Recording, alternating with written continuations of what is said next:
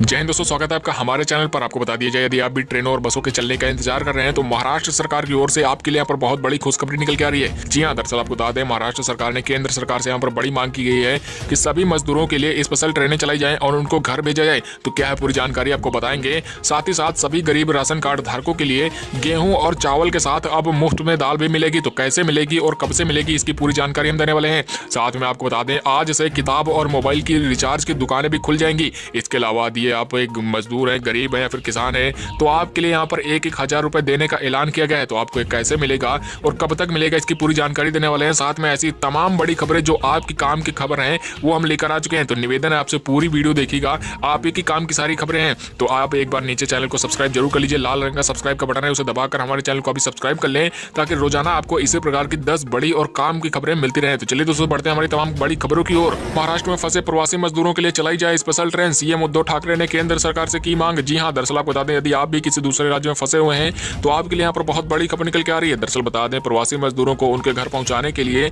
महाराष्ट्र सरकार जल्दबाजी में आ गई है। आपको बता दें, मुख्यमंत्री उद्धव ठाकरे ने केंद्र सरकार से कहा है कि लॉकडाउन की वजह से महाराष्ट्र में फंसे मजदूरों को उनके घर पहुंचाने के बारे में विचार किया जाए। साथ ही आपको बता दें, उन्होंने कहा कि केंद्र सरकार को लगता है कि 30 अप्रैल के बाद 15 मई तक कोरोना का प्रभाव बढ़ने वाला है। तो यहाँ फंसे मजदूर भी ऐसे में काफी समस्या झेल रहे हैं। ऐसे आपको बता दें, उनके लिए बहुत बड़ी व्यवस्था भी की जाए, साथ ही साथ उनको घर पहुंचाया जाए। आपको बता दें, केंद्रीय अतिरिक्त सचिव मनोज जोशी के नेतृत्व में 5 सदस्यों की केंद्रीय टीम महाराष्ट्र पहुंची है। साथ ही आपको बता दें, मंगलवार को मुख्यमंत्री ठाकरे ने वीडियो कॉन्फ्रेंसिंग के जरिए इस टीम के साथ चर्चा की। आपको बता दें कि इस दौरान मुख्यमंत्री ने कहा कि हमारी सरकार दूसरे राज्यों के मजदूरों के रहने खाने की व्यवस्था कर रही है, लेकिन वे अपने घर जाना चाहते हैं।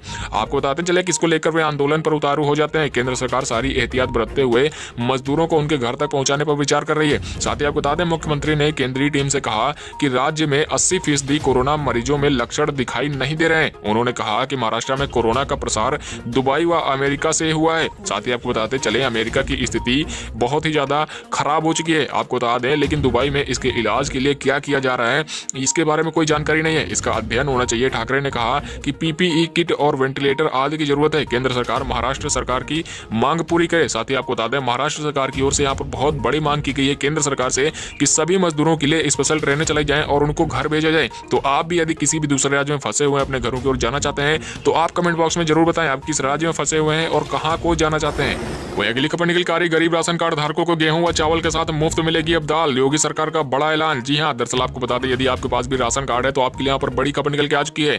दरअसल आपको बता दें, उत्तर प्रदेश के गरीब राशन कार्ड धारकों के लिए योगी आदित्यनाथ सरकार खुशखबरी लेकर आ चुकी है। आपको बता दें, जहां राशन कार्ड धारकों को मई माह से गेहूं और चावल के साथ में दाल भी अब मुफ्त दी जाएगी। आपको बता दें, प्रधानमंत्री गरीब कल्याण अन्न योजना के तहत प्रति कार्ड 1 किलो दाल दी जाएगी। आपको बताते चले कि पीएम ने कोरोना के बढ़ते प्रभाव के कारण लॉकडाउन में गरीब परिवारों को राहत देने के लिए मुफ्त राशन की घोषणा की है। साथ ही आपको बता दें कि यूपी सरकार इस योजना के तहत 15 अप्रैल से 5 किलो चावल मुफ्त में बांट रही है। तो यदि आपको ये 5 किलो चावल एक भी बार मिल चुके हैं तो आप कमेंट बॉक्स में जरूर बताइएगा। साथ ही आपको बता दें, दाल भी इसी महीने से दी जानी थी, लेकिन दाल का आवंटन समय से ना हो पाने के कारण इस वितरण में अभी देरी हो जाएगी। इसलिए आपको अब अगले महीने से 1 किलो दाल भी आपके राशन के साथ में दी जाएगी। साथ ही साथ आपको बताते चले, मई माह में अप्रैल की भी दाल उपभोक्ताओं को प्रदान की जाएगी, यानी कि आपको 2 महीने की दाल एक साथ दी जाएगी। साथ ही आपको बता दें, यानी माह में प्रत्येक राशन कार्ड धारक को 2 किलो दाल दी जाएगी। तो यदि आप अपने मनपसंद की दाल लेना चाहते हैं तो भी आपके लिए यहाँ पर पूरी तरह से छूट रहेगी। तो यदि आपके पास में राशन कार्ड है और आपको एक भी बार अभी तक राशन मिल चुकी है मुफ्त वाली, तो आप कमेंट बॉक्स में जरूर बताइएगा। साथ ही में आप कहां से हैं, किस जिले से हैं, ये भी आप कमेंट करके जरूर बताइएगा।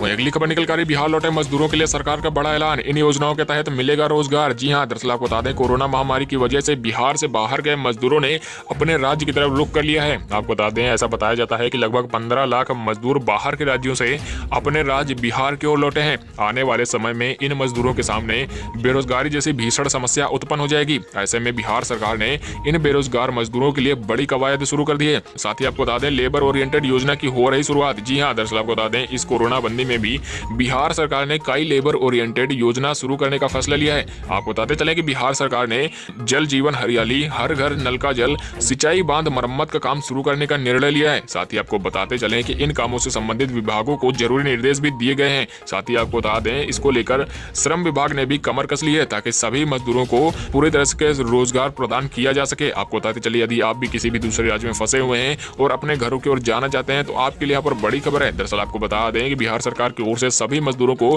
पूरी तरीके से रोजगार मुहैया कराने के लिए यहाँ पर बड़े ऐलान किए जा रहे हैं। वही अगली खबर निकल कर आ रही, लॉकडाउन पर गृह मंत्रालय ने पहले के दिशा निर्देशों को किया स्पष्ट, अब खुल सकती हैं किताब और मोबाइल रिचार्ज की भी दुकानें। जी हां, दरअसल आपको बता दें, यदि आप भी सोच रहे थे कि किताब और मोबाइल रिचार्ज की दुकानें कब से खुलेंगी तो आपके लिए यहाँ पर बड़ी खबर निकल के आ चुकी है। साथ ही में इलेक्ट्रॉनिक्स की दुकानें भी अब खोली जा सकती हैं। तो क्या है पूरी खबर, चलिए आपको बताते हैं। दरअसल बता दें, देशव्यापी लॉकडाउन के दौरान छूट वाली सेवाओं को लेकर गृह मंत्रालय ने स्पष्टीकरण जारी किया है। आपको बता दें, मंत्रालय का कहना है कि पहले जारी दिशा निर्देशों के तहत घरों में रह रहे वरिष्ठ नागरिकों की सेवा में लगे अटेंडेंट को काम करने की इजाजत मिल गई है। साथ ही प्रीपेड मोबाइल रिचार्ज की दुकानें, ब्रेड फैक्ट्री और आटा मिल को भी अब परिचालन की अनुमति दी जा चुकी है। साथ ही आपको बता दें, इलेक्ट्रिक फैन या फिर स्कूली किताबों की बिक्री की भी इजाजत मिल गई है। यानी कि अब आपका अगर मोबाइल का रिचार्ज करवाना है या फिर किसी प्रकार की किताबें खरीदनी है या फिर आपको घर का पंखा खरीदना है तो आपके लिए यहाँ पर पूरी तरीके से छूट दी जा चुकी है। अब ये दुकानें भी खोली जा सकती हैं।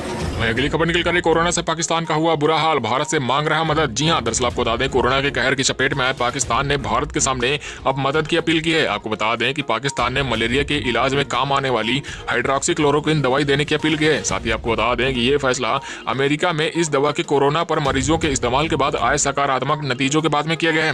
दरअसल बता दें कि अमेरिका, ब्राजील और ब्रिटेन के बाद अब पाकिस्तान ने भी कोरोना पर कारगर हाइड्रोक्सीक्लोरोक्विन टैबलेट्स देने की यहाँ पर भारत के सामने मदद की भीख मांगी है। आपको बता दें, गौरतलब है कि जानलेवा कोरोना की महामारी से पीड़ित पाकिस्तान ने मलेरिया रोधी दवाओं के निर्यात पर पिछले हफ्ते प्रतिबंध लगा दिया था। लेकिन आपको यहाँ पर जानकर काफी ज्यादा हैरानी होगी कि जब पाकिस्तान को खुद पर आन पड़ी तब ये प्रतिबंध अभी 4 दिन पहले ही पाकिस्तान ने हटा दिया है। आपको बता दें कि क्या यह दवाई पाकिस्तान को दी जानी चाहिए या नहीं दी जानी चाहिए, आपकी क्या राय है कमेंट बॉक्स में आप जरूर बताएं। साथ ही आपको बता दें कि भारतीय दवा कंपनियां बड़े स्तर पर हाइड्रोक्सीक्लोरोक्विन दवाओं का उत्पादन करती हैं और इनके उत्पादन में भारत की मदद ब्राजील और चाइना करता है। साथ ही आपको बता दें, भारत में करीब हर महीने 40 टन HCQ यानी हाइड्रोक्सीक्लोरोक्विन दवाओं का उत्पादन होता है। तो आपकी क्या राय है, पाकिस्तान को यह दवा दी जानी चाहिए या नहीं दी जानी चाहिए, आप जरूर अपनी राय दें कमेंट बॉक्स में। वही अगली खबर निकल कर, यूपी सरकार का प्राइवेट स्कूलों को बड़ा आदेश, लॉकडाउन में बच्चों से बस, टेम्पो, वैन की ना लें ट्रांसपोर्टेशन फीस। जी हां, दरअसल आपको बता दें, यदि आप भी किसी स्कूल में पढ़ते हैं या फिर आपका बेटा या फिर बेटी पढ़ता है तो आपके यहाँ पर बड़ी खबर निकल के आ चुकी है। दरअसल आपको बता दें, यूपी सरकार ने लॉकडाउन की अवधि में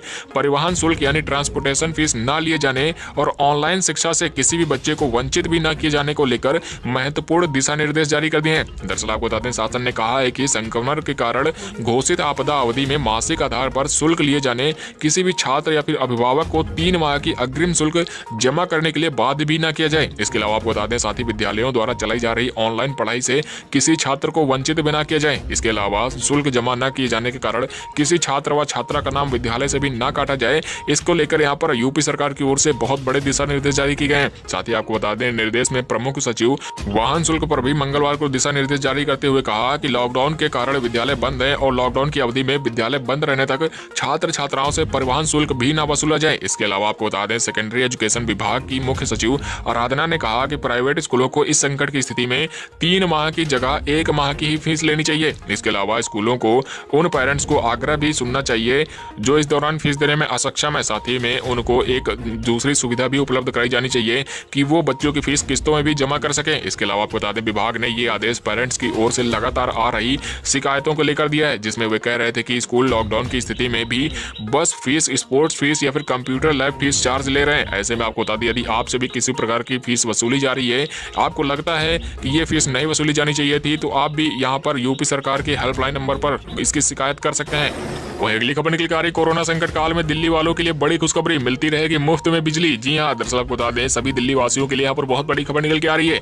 दरअसल आपको बता दें, कोरोना के संकट काल में दिल्ली सरकार ने आम जनता को बिजली बिल से मिलने वाली राहत को जारी रखने का ऐलान किया है। आपको बता दें कि दिल्ली वालों को बिजली बिलों में मिलने वाली सब्सिडी जारी रहेगी। साथ ही दिल्ली के सीएम अरविंद केजरीवाल ने सोमवार को यह फैसला किया कि चालू वित्तीय वर्ष में उपभोक्ताओं को 200 यूनिट तक मुफ्त में बिजली दी जाएगी। साथ ही इसके लिए पहले की तरह ही दिल्ली सरकार सरकार बिजली वितरण कंपनियों के होने वाले खर्च की भरपाई की सब्सिडी भी करेगी। साथ ही आपको बताते चले कि दिल्ली सरकार के आदेश के मुताबिक 200 यूनिट तक मुफ्त में बिजली उपभोक्ताओं को मिलना जारी रहेगी। वहीं 400 यूनिट तक बिजली खर्च करने पर 50% यानी कि आधी आपको छूट दी जाएगी। इसके अलावा अदालतों में भी वकीलों के चैम्बर में घरेलू दर पर ही बिजली उपलब्ध कराई जाएगी। तो यदि आपको भी मुफ्त में बिजली मिल रही है तो आप कमेंट बॉक्स में इसकी जानकारी जरूर दें।